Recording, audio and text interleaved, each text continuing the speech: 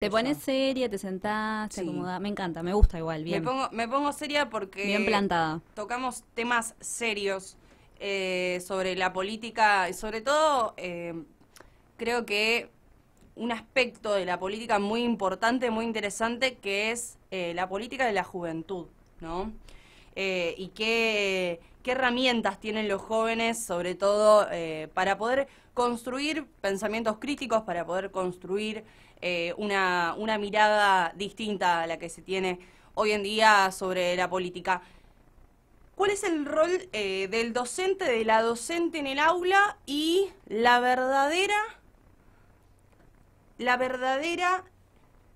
influencia de los medios, ¿sí? El verdadero adoctrinamiento, perdón, de los medios en una situación que hoy la podemos notar, que la podemos ver muy claramente, durante esta semana la vimos muy claramente. Hace 2 días fue tendencia por todos lados hablar de la docente de la Escuela Secundaria Técnica número 2, María Eva Duarte, de la ciudad de Vita, de La Matanza, quien elevó la voz, digamos, en una discusión política con un alumno en el aula. Un debate que comenzó cuando Jeremías, el alumno de 16 años, le pregunta a su docente qué opinaba de la situación política de la actualidad, ¿no? Del país hoy en día. Escuchamos un poquito, la discusión que tenía la docente con el alumno. Que esto es gratis. Que porque tiene ojitos celestes no va a robar. ¡Te robó! ¿Y este no? ¡Te robó el futuro! ¡No, papi! ¡No te robó nadie! ¡Nadie te robó! Vos podés venir acá y comer esta porquería. ¿Sí? Porque te lo da el Estado. Anda a pagar con el sueldo de tu papá una escuela privada como esta. Anda, dale. Anda. ¿Sabes cuánto cuesta la cuota en la escuela técnica? 10 lucas, 10 lucas para arriba. 10 lucas para arriba. ¿Tiene tu papá 10 lucas para arriba para pagar? Porque eso es lo que dejó Macri. Eso es lo que dejó Macri. Bueno, pero entonces tengo una pregunta. Si Macri cagó tanto el país y ellos buscan salir... ¡Perdió! ¡Perdió! Gracias a Dios perdió. Claro, sí, perdió. Por eso perdió. Perdió porque atacó al pueblo. Atacó al pueblo y se llevó la canasta a él y sus amigos. ¿La entendés o no? ¿Por qué te pensás que el pueblo es boludo? ¿En serio vos te pensás que el pueblo es boludo? Y creo que sí, supongo que creo que sí. Votan a una vicepresidenta que tiene causas. ¿Causa de qué? ¿Quién las hizo, papi? ¿Vos leíste cómo se le hicieron? Dios mío, en serio. Un presidente que puso por decreto dos jueces de la corte. Hay un presidente que tiene... Papi, ¿qué está diciendo? Un presidente que se reúne con un juez para decirle ¿sabes qué me lleva presa?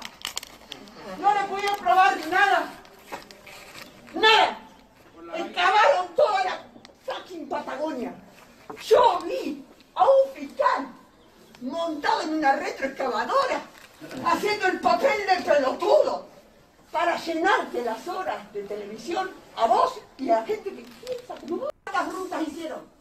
¿Cuántos jardines infantiles? Ahí estábamos escuchando un poco, ¿no? A la docente que le contaba de manera eufórica, ¿no? Al alumno un poco lo que fue la historia en estos 4 años, estos últimos 4 años de macrismo, ¿no? En donde obviamente el pibe, un pibe de 16 años que escucha, que ve los medios, que escucha también a sus padres, ¿no? A su familia, a la gente que lo rodea y que repite ciertos discursos, ciertos argumentos, ¿sí? Que obviamente, a ver, más allá del tono en que pudo haber transmitido la docente enojada porque este joven tiene un discurso totalmente errado, pero no errado por la ideología, sino errado por los datos históricos que presenta. Más adelante en el audio, el pibe habla de la cantidad de años que el peronismo había estado en el país y cita erradamente la cantidad de años y la profesora se lo corrige, ¿no? Diciéndole, no, mirá, hacé la cuenta, ¿sí? Durante 11 años estuvo el peronismo, después estuvo el menemismo, ¿sí? El menemismo no es lo mismo que el peronismo. O sea, hubo una comparación en donde la maestra de alguna manera le contaba al alumno de manera eufórica, eso no lo vamos a dejar de destacar, que puede estar bien, puede estar mal, a ver, somos todos personas y todos lo podemos tomar de distintas maneras, pero lo importante de acá es que el discurso de descreimiento que muchos jóvenes están tomando sobre la política, jóvenes que obviamente se informan por redes sociales, permiten que muchas de estas cosas se digan a través de estas redes sociales y hacen una militancia también muy enfática de todo esto, ¿no? Que se dice en las redes sociales, por así decirlo. Ven, obviamente, las redes sociales, ven otros medios y no corroboran de alguna manera la información que consumen. Este chico Jeremías, convencido de que defendía una postura que muchos repiten, y la capacidad crítica de analizar esta postura que no se ejercita, teniendo en cuenta que tenés un pibe, 30 pibes, 60 pibes, 100 pibes que piensan así, ¿sí? Y obviamente hace que ellos mismos se justifiquen de esta manera, ¿no? Es ahí en donde arranca todo el pensamiento liberal y todo el pensamiento antipolítica, ¿no? Que empieza a reflotar en una época de crisis como la que estamos viviendo, ¿no? En una época de pandemia, en una época de crisis económica, obviamente, en donde los pibes de alguna manera empiezan a criticar ciertas cuestiones, pero critican no solo los pibes, los adultos también. O sea, hablo de los pibes por este caso, pero donde los adultos empiezan también a criticar ciertos aspectos, pero no está el problema en criticar. El problema está en que no se hace un análisis crítico de esa crítica, valga la redundancia, ¿no? Años atrás, el rol del docente era solo el de dar el contenido de la currícula. Muy pocos se animaban a romper, digamos, esa barrera, a realizar trabajos que ejerciten la capacidad crítica de los alumnos. Las discusiones políticas deben existir, ¿sí? En todos los ámbitos. Estamos en una democracia y si los pibes quieren discutir política en un aula, se debe hacer y no se debe dar hacia un lado, ¿sí? Hace años atrás no nos dejaban pensar distinto, hace años atrás nos mataban por pensar diferente y mataban y desaparecían a docentes que pensaban diferente. Ahora los denuncian penalmente, ¿sí? Está Damián Sciore, ¿sí? Un docente de historia de nivel secundario, un docente que nos va a contar un poco cómo ve esto que sucedió en estos días. Hola Damián, ¿me escuchás? Hola Tani, ¿cómo estás? Bien, ¿Todo bien, bien? muy bien. Bueno, nada, ahí no sé si estuviste escuchando, la verdad, la situación, ¿no? Esta situación que se repite en todas las aulas, ¿no es así? Estaba escuchando atentamente toda la columna que estabas haciendo y sí, la verdad que primero marcar que el discurso que tiene este chico, este adolescente, me parece que nos marca el triunfo de los medios hegemónicos de comunicación, porque si uno escucha es el discurso que se repite básicamente desde hace 15 años en todos los medios de comunicación y que bueno, que prácticamente si vos ves la edad que tiene este chico, que es 16 años, es prácticamente la edad en los años que se está repitiendo este discurso del se robaron todo, Sí, del exacto. discurso de las causas de corrupción. Me parece que lamentablemente es un triunfo de los medios hegemónicos de comunicación y están entrando de una manera que está difícil pararla porque se ve bastante en absolutamente todos los niveles, no solo en los niveles secundarios, sino en los niveles universitarios también. Sí, sí, claro. Eh, Me parece que viene por Te ese lado. hago una pregunta, Damián. ¿Qué te genera esta situación en donde todos apuntan con el dedo a una docente que responde en un Eh, debate político en el aula? ¿Y cuál es el rol para vos que deberían tomar los docentes en estos casos? Primero me parece que se hizo un ataque increíble a una trabajadora de la educación que claramente, como vemos, se equivocó de una manera notable, sí, creo que cualquier persona lo puede marcar. Me parece que hubo un ataque a una trabajadora de la educación de una manera eh, espeluznante, pero si uno ve más o menos por dónde vino ese ataque a la trabajadora de la educación es por las personas básicamente que desnostaron la educación pública durante 4 años. Sí, Me parece que viene por ese lado, ¿no? Me parece que viene una doble mirada. Si uno ve los discursos de la oposición, a nuestro gobierno me parece que viene por ese lado, ¿no? Uno lee los tweets no sé, por ejemplo, de María Eugenia Vidal, tweets de Soledad Acuña, ¿no? Que hizo y hace una persecución a todos los docentes que piensan distinto de la capital federal. Me parece que viene por ese lado, me parece que sufrió un ataque terrible que me parece que no era por ese lado. Lo que sufrió la compañera docente, que sí que se equivocó. Eso no hay dudas de que no eran las formas. No era la forma. Eso no era la forma de entrar en el debate. Y me parece que, bueno, que también fue chicaneado un poco. Los adolescentes son muy vivos, son muy inteligentes, y me parece que la buscaron hasta que, bueno, Claro. la compañera saltó. Sí, bueno, un poco resaltando lo que vos decías, ¿no? De estos actores políticos que fueron como llevando de la mano esta situación. No sé si sabías, pero Yamil Santoro, precandidato a legislador porteño por López Murphy, denunció penalmente a esta docente, ¿no? Por el modo violento sobre la discusión. A ver, vos que sos profesor de historia, me vas a dar la razón sobre lo violento también que fue el gobierno de la Rúa en la educación y sobre todo al ministro de Economía de ese entonces, López Murphy, en el año 2001, cuando anunció ajustes que tenían que ver con los fondos docentes, eliminando partidas presupuestarias de la nación a las provincias, en donde recortó presupuestos a las universidades, ¿sí? En donde también dejó a muchísimos docentes sin capacitación docente, ¿no? Entonces, algo que los pibes por ahí no saben, ¿sí? Que muchos no vivieron y que, como esto no lo vivieran los pibes, salen a defender, ¿sí? A este supuesto ataque a la libertad de expresión que un pibe de 16 años quiere tener con una docente en un aula, ¿sí? Y esta ironía, ¿no? que tenemos acá, en donde salen a defender una educación pública cuando en realidad fueron los primeros que levantaron la bandera en contra de esta educación pública. Bueno, remitiéndonos a lo que comentás vos, Tani, sí, López Murphy, para los que tenemos un poco ya más de años, sabemos y vivimos la crisis del 2001, si bien éramos chicos, vivimos la crisis del 2001.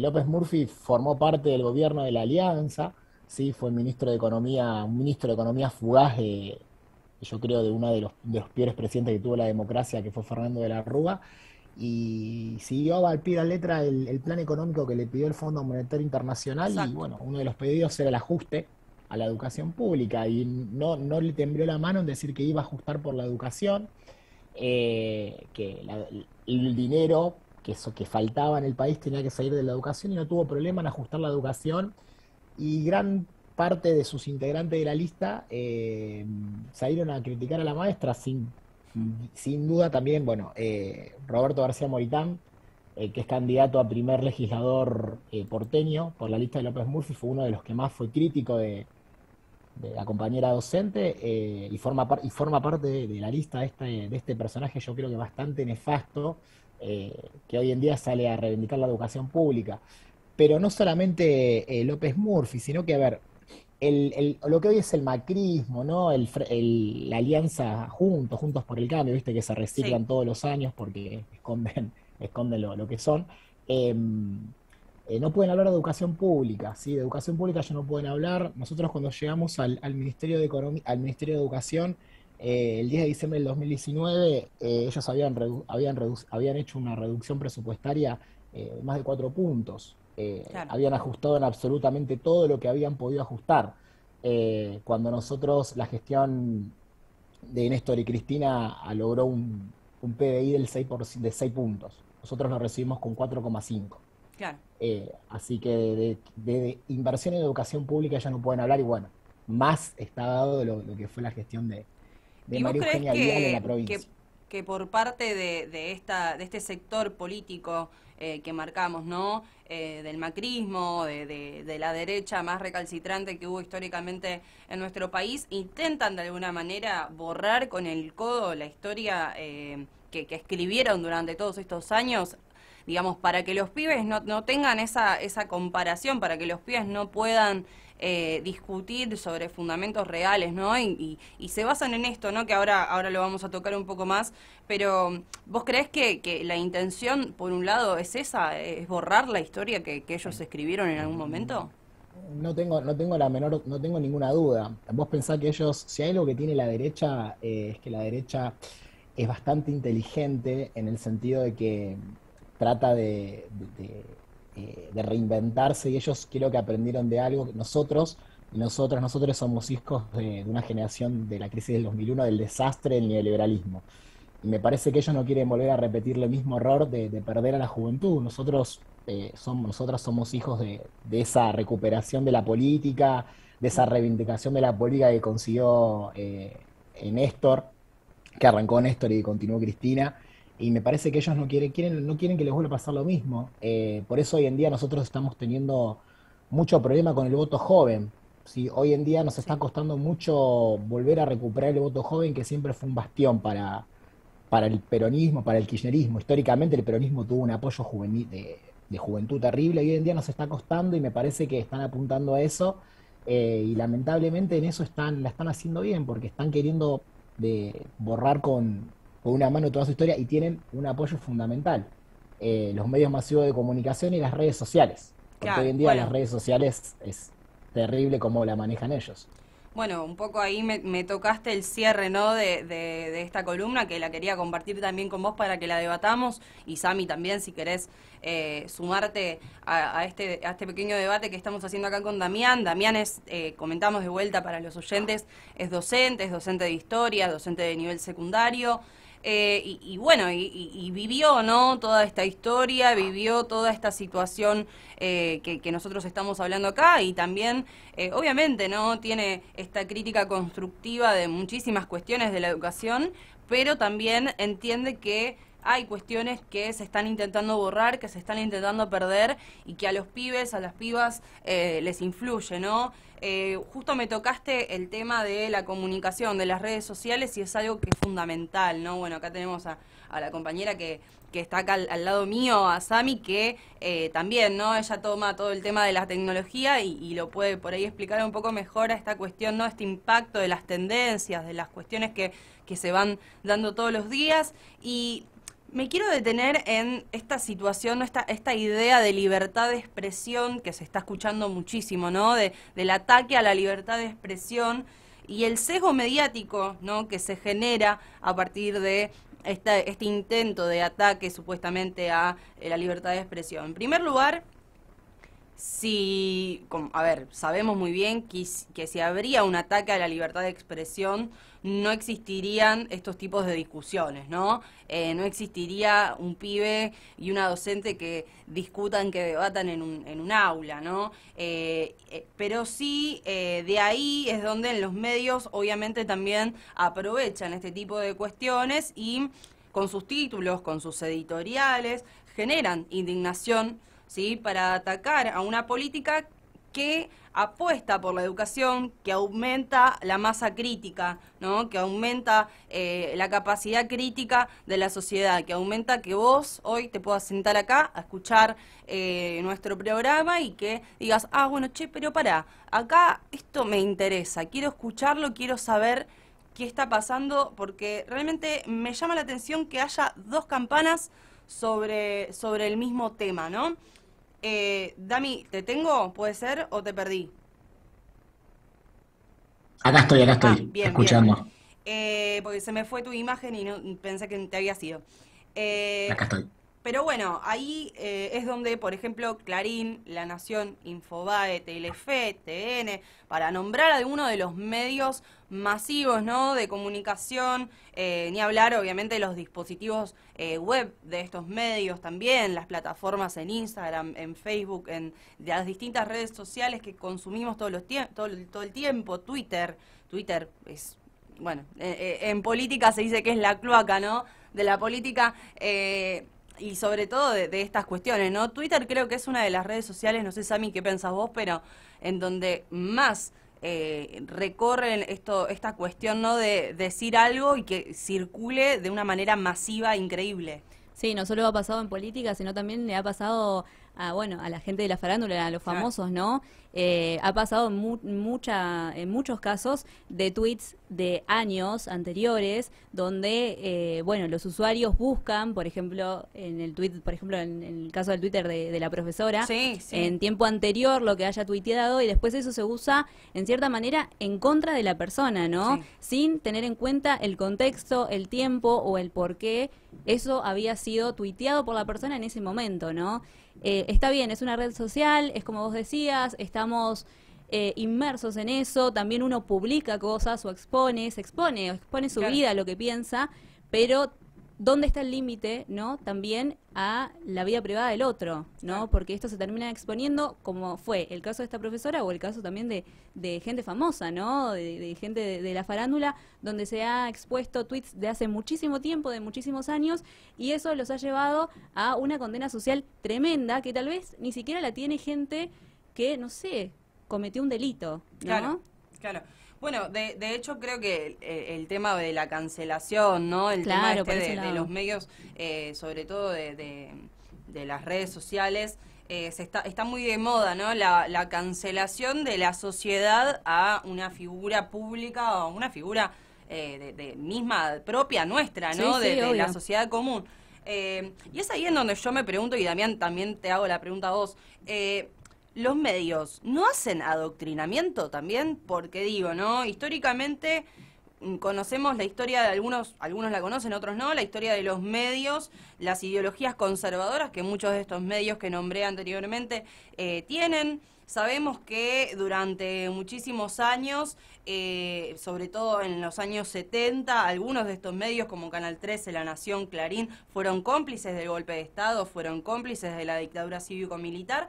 Y en otros sí hay una cuestión media difusa, pero que no está tan alejada de las negociaciones que hicieron durante esta época con nuestra información, ¿no? Por esto digo, un pibe de 16 años, como muchos pibes y pibas, ¿sí? Y mucha gente grande, indignada por ciertas cosas de la historia, son producto también de los mecanismos que, digamos, generan los medios de comunicación como altavoces, como alertas, ¿sí? A la sociedad sobre determinados temas que imponen también determinados pensamientos que tienen que ver con algunos sectores privilegiados, ¿no? Bueno, primero voy a retomar una frase de un periodista como Víctor Hugo Morales, ¿no? Que Víctor Hugo, uno cuando lo escucha, ¿no? Parece a veces a Víctor Hugo uno lo puede escuchar horas y horas y no se aburre, no se cansa. En los medios de comunicación, Víctor Hugo siempre explica la diferencia entre el poder político y el poder real, ¿no? Sí. Y él siempre dice que el poder real de la Argentina son el Círculo Rojo y los medios de comunicación, que realmente el poder en la Argentina lo tienen los medios de comunicación, y si uno lo analiza históricamente y coyunturalmente, le da la razón 100%. Y para dejar las cosas a eso un poco más claras, uno de los medios de comunicación que más está fogoneando, y si uno analiza los títulos contra la docente, es La Nación, ¿no? Hmm. Y para que la gente sepa, hoy en día La Nación, uno de los dueños de La Nación es Mauricio Macri. Sí. Eh, Y Mauricio está Macri se declarado compró, ya que es uno de los sí, dueños. está declarado, sí, sí, sí, no es algo que nosotros estamos tirando por no sé, algo que nos contaron, no, Suposición. está Sí, sí, sí. declarado que Mauricio Macri compró acciones en el Diario de la Nación. Y si uno analiza un poco cómo se configuró el programa, este canal de La Nación Más, ¿no? Los periodistas que se configuraron, y bueno, uno es 2 más 2, 4. Entonces, uno de los principales representantes de la oposición al peronismo compró un diario, uno de los medios de comunicación con más tirada masiva. Entonces, ahí ya, ¿no? Es una explicación un poco más, tal vez más compleja para los que estamos en esto, lo entendemos un poco más, para los que no están en lo que es el periodismo de todos los días, tal vez no tenían ese dato. Y después, históricamente, sí, los medios de comunicación construyen opinión diariamente, ¿no? Si uno analiza las tapas de Clarín, históricamente, no sé, por ejemplo, la tapa de Clarín cuando comienza el golpe cívico-militar del genocida Videla, para ellos había una total normalidad en la Argentina. Sí. Con la guerra de Malvinas, lo mismo. La crisis del 2001, lo mismo. O sea, cómo taparon la crisis hasta que, bueno, claramente no la pudieron tapar porque tenían a De la Rúa yéndose en helicóptero. Pero los medios de comunicación sí construyen opinión todos los días, y hoy que los medios de comunicación responden a un sector político de la oposición. Y me parece que la oposición y los medios de comunicación están buscando, hoy en día la oposición no que ofrecer, no tiene que ofrecer. Si uno analiza las propuestas, no tiene que ofrecer. Y bueno, y aparecen estas cosas, ¿no? Como apareció lo de la compañera docente, como apareció lo de las vacunas hace un tiempo. O sea, los medios de comunicación no tienen que ofrecer y bueno, se agarran de eso, acompañado de la crisis que estamos viviendo, y lo fogonean más. Nosotros cuando éramos adolescentes, la respuesta a la crisis la encontramos en lo que estamos, en el modelo que estamos viviendo ahora. Bueno, Claro. eh, el modelo a veces ahora el modelo tiene que volver a dar otra respuesta a esta crisis para poder volver a seducir a los jóvenes. Me parece que nosotros somos enamorados del modelo, al menos yo me considero un enamorado de ese modelo del 2003, ¿no? Entonces me parece que es ahí, los medios de comunicación aprovechan. Y hoy sabemos que las campañas electorales pasan en gran parte por las Por los redes medios. sociales, ¿no? Es impresionante el dinero que se ponen en las redes sociales, Sí. y ellos tienen ellos son el poder económico, nunca nos olvidemos que ellos son el poder económico. Ya tenemos experiencia de haberles ganado con un Clio, ¿no? Ya le ganó Axel Kicillof con un Clio, pero manejan una llegada a los adolescentes que nosotros a veces cuesta, y uno lo escucha, ¿no? Porque los pibes repiten una banda lo que escuchan, Y sí, pero bueno, pero también, hay que tratar de dar esta discusión, ¿no? Esta discusión que la verdad que es importante y que hay que seguir dándola desde la docencia, desde los medios de comunicación, que bueno, que acá como nosotros que estamos tratando de hacerlo, de generar estos espacios de discusión también, en donde los pibes y las pibas puedan escuchar y puedan también generar algo de crítica y obviamente de pensamiento por sí mismo. Bueno, Damián, muchísimas gracias, la verdad que completísimo tu argumento y tu charla. Cuando quieras seguimos charlando en otra ocasión, pero te tengo que cortar porque se nos está yendo el programa y tenemos que seguir. dale, muchas gracias Tania, a vos y a todas las chicas ahí en la radio. Les mando un saludo grande. Gracias por Dale, contactarme. Hablamos muchas pronto. gracias. Nos Besitos vemos. a todas. Chau, Chau. chau. Ahí lo escuchábamos a Damián Giore, que es docente, militante también, ¿no?